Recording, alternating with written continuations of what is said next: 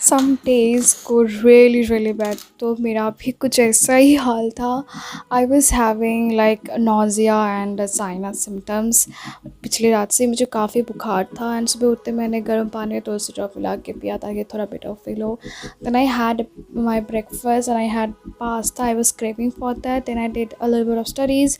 उसके बाद dark chocolate खाया and then I had my medicines and then I got ready for college because yes I have to go to college because finals are around the corner. उसके बाद college जाके मैंने अपनी ankle twist कर लिया यार। देखो जब पूरा होता है ना होने लगता है। But I was now standing at the balcony में सनसेट एंजॉय कर रही थी थोड़ा बेटर फील करने के लिए। Then I was craving for milk coffee. I had milk coffee and after that I did a little bit studies. But उसके बाद एंकल की दर्द बहुत ही ज़्यादा होने लगा and I couldn't continue the vlog. So bye.